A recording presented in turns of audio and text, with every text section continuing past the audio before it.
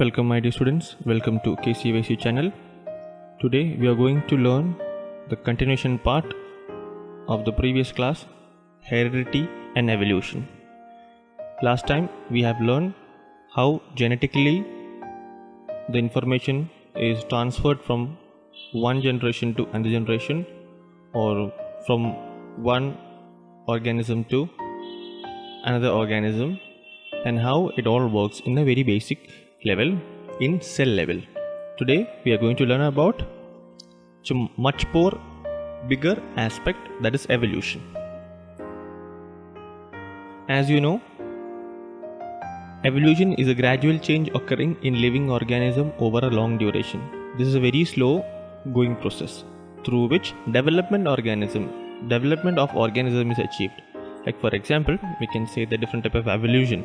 I already discussed about evolution in the previous lecture, where I told you we came from apes is what the evolution which believes. Now mainly the evolution.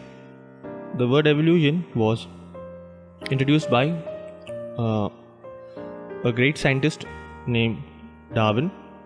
So he said that according to his theory, living material has been formed in ocean in due course of time. Unicellular organisms were formed. Gradually change occurred in unicellular organism, from which larger and more complex organisms were formed. All those changes were slow and gradual. Duration of these changes is almost 300 crore years. This is what this theory is saying. Now, we have to understand that since it is science, the science always asks for proofs. We cannot simply say that this happened because of some reasons. These all were hypothetical, just somebody's thought. You need some evident proof so that one can believe it is scientifically proven. For that, evidence of evolution was considered. So here we have to understand that these evidence of evolution was very much prominent when we learned the book Origin of Species written by Charles Darwin. So he said that there are evolution taking place in different variety, in different species, and different type of aspects are also there. We will be going to learn about this in the coming part of our chapter. So first and foremost, let us move on to the evidence of evolutions. What are the evidences? How we can understand the evolution took place over here?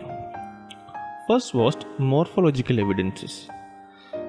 It says about how the body structure of each animals or fishes or any different species, any kingdom we can call it, is identical and how they can match. Anatomical evidences is much more in a much more in-depth way. It is in-depth with respect to the internal structure of an organism. Vestigial organs. Paleontological evidences. These evidences we actually we have to refer the previous era of animals of different ages. Thus we can understand how the paleontological evidences were prominent with respect to evidence of evolutions. Now next was connecting links, that I will discuss during when we further go with this chapter. Next is embryological evidences. This is also very one of the interesting.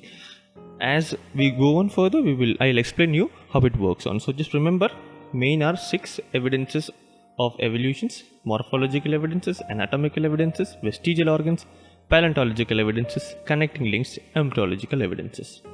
Now moving on with the first evidence, that is morphological evidence.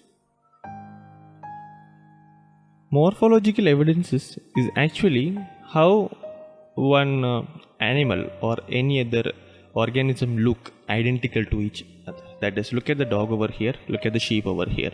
Their position of their eyes, position of their ears, position of their mouth, they are very much similar. We are able to understand from here in this picture also, the leaves and fruit. Identically, in general, they look very much similar to each other. I am talking about in general, not in depth. Very similar trees can be observed in this condition. So we can say that they are actually morphologically connected to each other. This indicates that there are some similarities in those groups, and it proves that their origin must be the same. They must have some connecting links. They must have been originated from one source, maybe. This is what morphological evidence all is about. Next is anatomical evidences. This is actually in depth we go. Like for example, we can say a human hand, a cat's foreleg, a pandagium of bat, a flipper of a whale. Look at very much. They are actually very much in general. I am talking here. In general, I am talking about. They are in general very much same. There will be two connection. This is the first bone. This is the next set of bone. This is one set of bone. This is other set of bone. One set of bone. This set of bone. One set of bone. And this set of bone. Look at this. Accordingly, we will be able to understand. Anatomically also they are connected. That means anatomically they must have a same origin. There is a similarity in structure of bones, bony joints in organs of each other. That's what anatomical evidences is all about. Next one is vestigial organs. We are talking about vestigial organs. Now, what is vestigial organs? Some of the organs in our body are very not that developed. Actually, our body does not require that. Technically speaking, we don't require that organs. Degenerated or underdeveloped useless organs of organisms are called as vestigial organs. In living organisms, sudden development of new tissues or organ of living changing the environment is not possible. Instead, in existing organs undergo gradual changes. Mostly, a specific structure in a body is useful for certain situation. Like for example, we can say that we have got appendix over here. What is the role of appendix in the body? Nothing. We don't have any role of this. Here we got our molars. We call it as wisdom teeth. We don't actually chew with these extreme teeth. For an adult, I'm talking about for an adult who has 32 teeth. They don't use the extreme end of these teeth. Maybe it will be over here molars or premolars. We can use it. Not the extreme end of these molars, which are we can call it as a wisdom teeth. They are actually useless for our body. Same way we have got a tailbone, coccyx we can call it. Coccyx is actually not used in our body. So these are vestigial organs.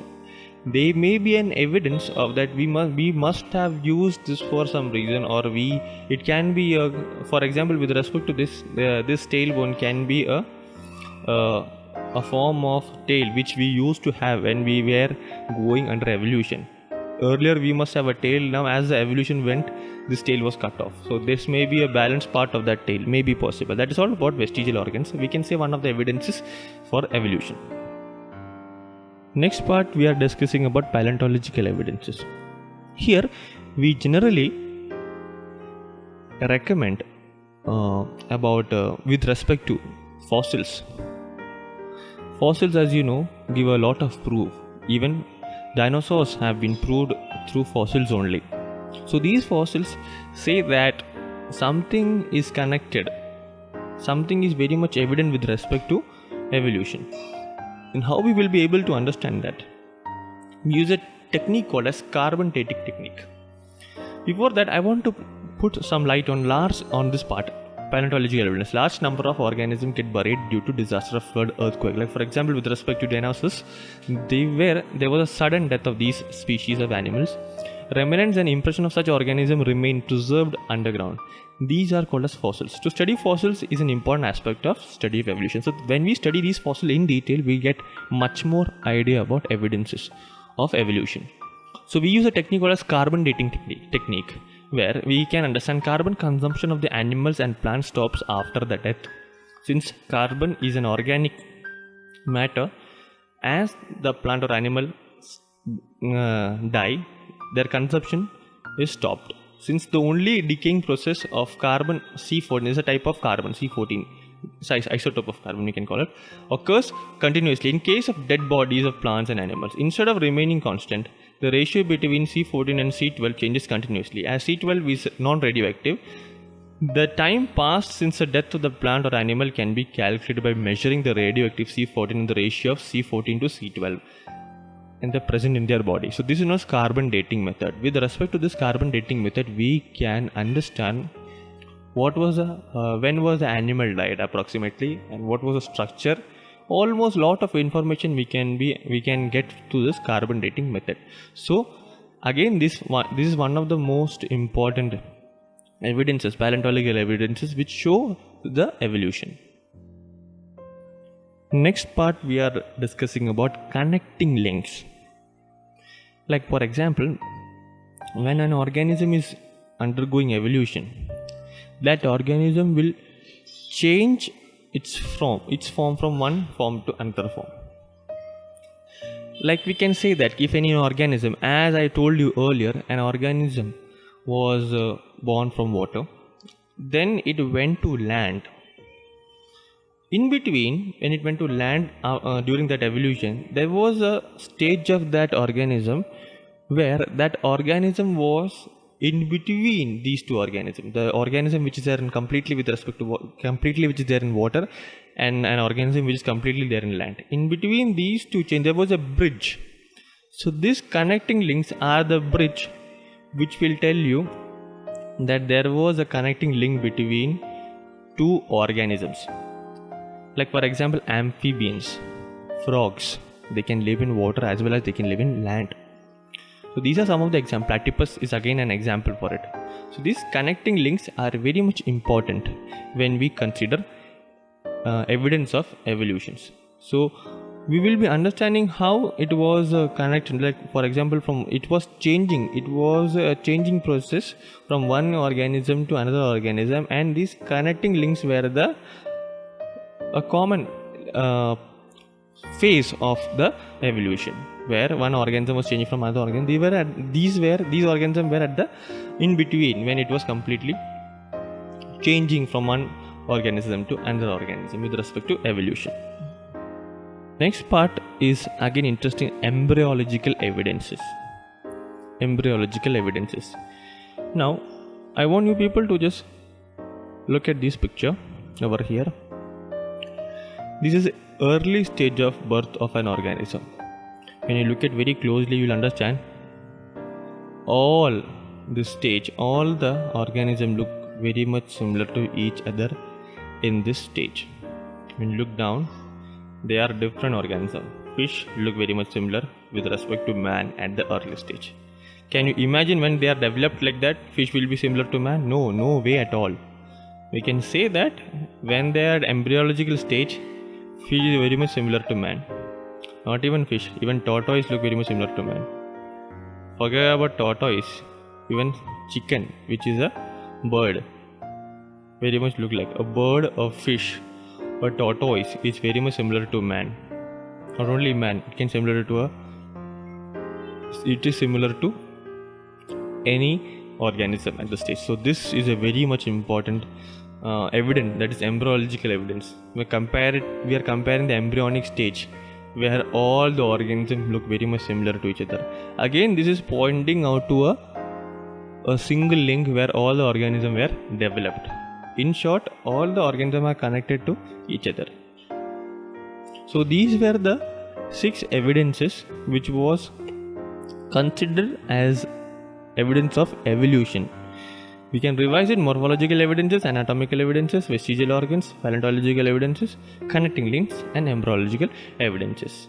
It is must you have to go through this properly, and at least you have to learn 2 to 3 examples for these evidences. Next part of this chapter is dealing with Darwin theory of natural selection. Darwin, in his book of Origin of Species, written by him, it is clearly said that natural selection is the chief process by which evolutionary changes occurs. It is a naturally occurring process, mechanistic model in which those organisms that possesses traits that make it more likely for them to survive are more likely to pass those traits along to their offsprings, thereby altering the genetic distribution in the population over a multiple generation and resulting in adaptation to the environment. It simply means that for an organism to survive in the condition, there should be some ability. This ability makes the organism to survive the worst scenarios. Once this organism is survived the worst scenarios, it is passed on to the next generation of this organism.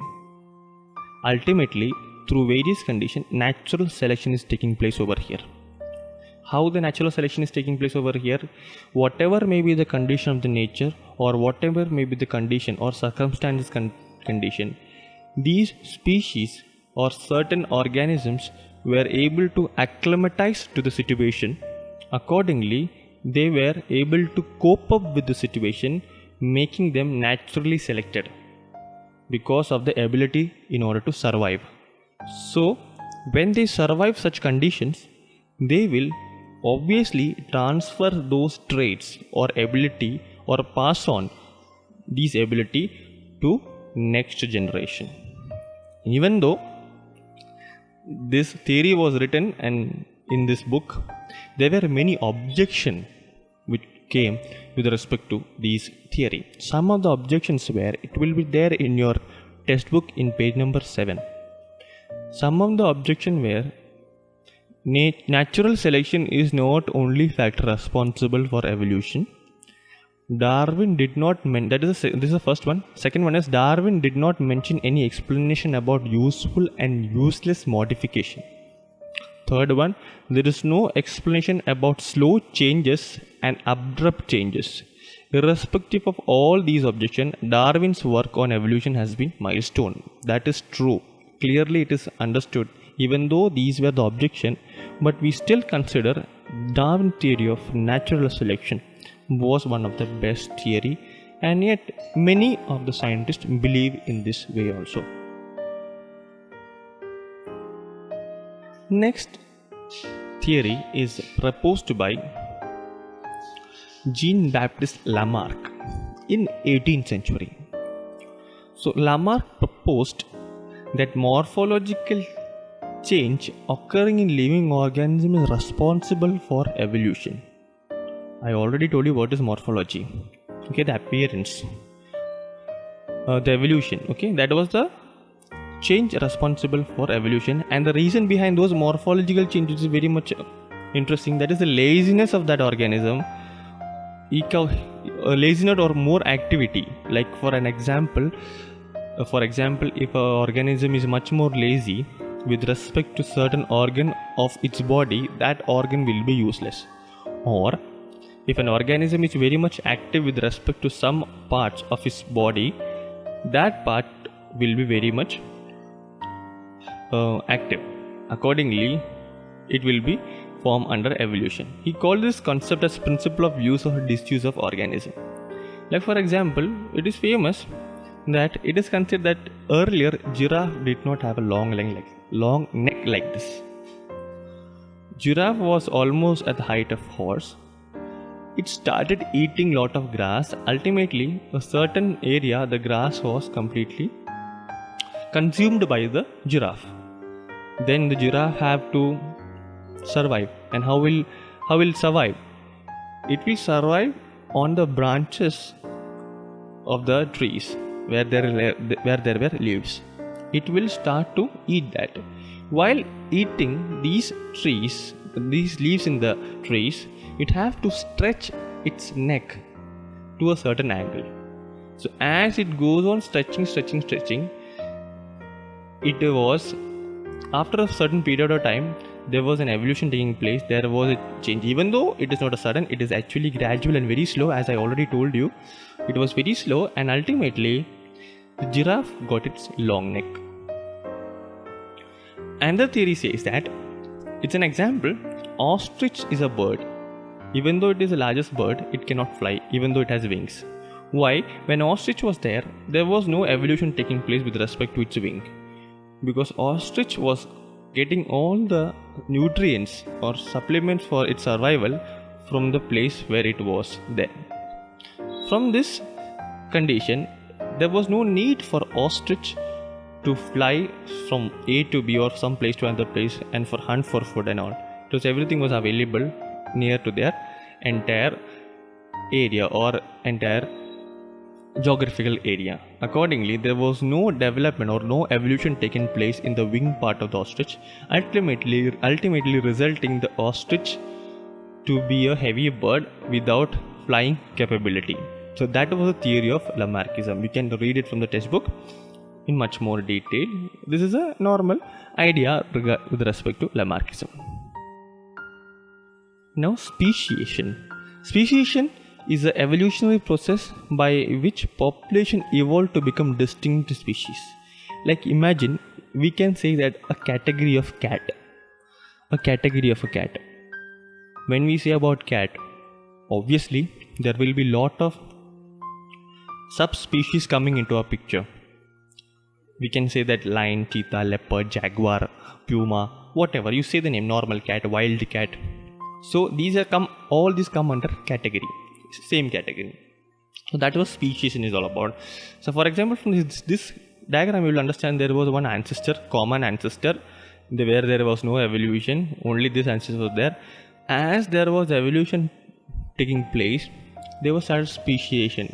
DNA started, there was a change in DNA, ultimately varying it from different type of animals. A small cat, a cheetah, a lion, a leopard. So this is a speciation, we can call it. So speciation is generally categorizing a certain organism into a subspecies. This is called speciation.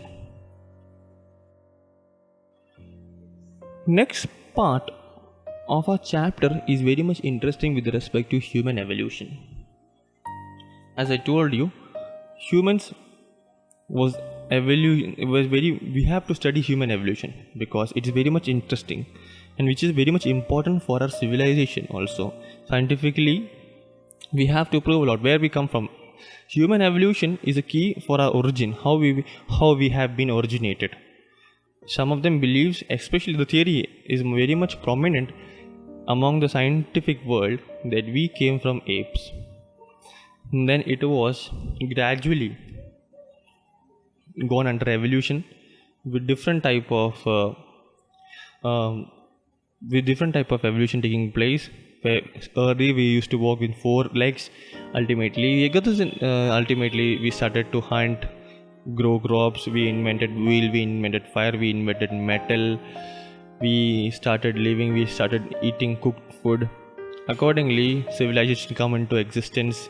Then we get civilized and we can see the actual condition of human race. So here I got some of the important milestone of the evolution of man, where we have Neanderthal man, almost like 1,50,000 years ago. We have got 50,000 years ago. We have got Cro-Magnon man. So these were the human evolution. So when we learn about these evolution, we generally call us as Homo sapiens. So that was the latest evolution man was known as Homo sapiens. We all come under Homo sapiens. So these were actually proof, and this was not just simply, they were not a theory. Their paleontological evidences have been found in various parts of the world. So paleontological, that means the fossils have been found in various parts of the world. Accordingly, we have categorized ourselves into these. Maybe we must have got some other category also where the fossils were not. We are not at all sure about it. But still, in general, we belong to ape is what the human evolution theory tells us all about. So human evolution is actually a big answer in board examination. I want you people to go through this entire chapter, read it very carefully so that it will be easy for you to understand. It's actually an easy chapter. Just go through it and also go through this video properly, whatever I have said. So with this, we complete this chapter. Thank you all of you. Take care.